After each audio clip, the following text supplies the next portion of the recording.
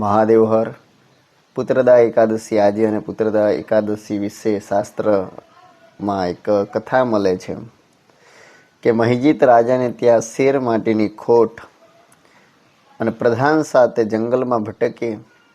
એ ભટકતા ભટકતા વ્યોમેશ ઋષિના આશ્રમમાં ભેટ થાય.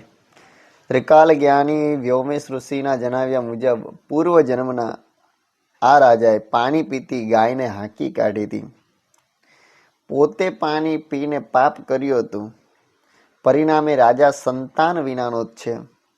કારણ કે પૂર્વજન્મમાં જલ પીતી એ ગાયને પાણી પીવા દીધું હોય એને હાંકી કાઢી, માટે આ જન્મની અંદર એના પાપે કરીને સંતાન વિનાનું એ રાજાનું જીવન છે.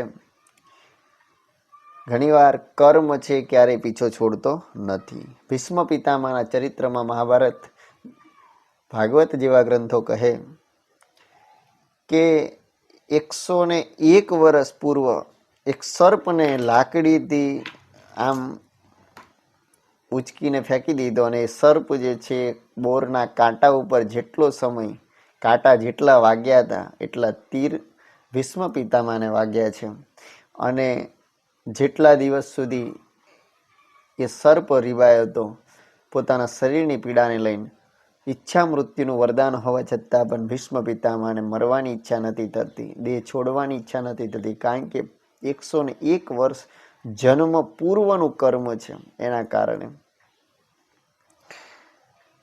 એ સંતાન વિનાનો રાજા મહિજીત રાજા ઋષિએ પ્રધાનને કહ્યું કે તમો સર્વ નગરજનો, બધાય નગરજનો સાથે મળીને પુત્રદા એકાદશીનું વ્રત કરો અને એનું પુણ્ય રાજાને અર્પણ કરો.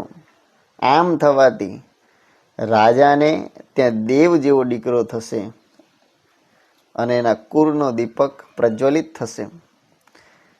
આ વ્રત કરનાર તેમજ સાંભળનાર તથા લખનાર વાંચનાર વિષ્ણુ ભગવાનની કૃપાના પાત્ર બને છે અને અંતે ભગવાન નારાયણના ધામમાં સદગતિ પ્રાપ્ત કરે છે.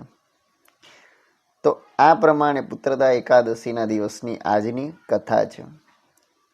મહાદેવ હર.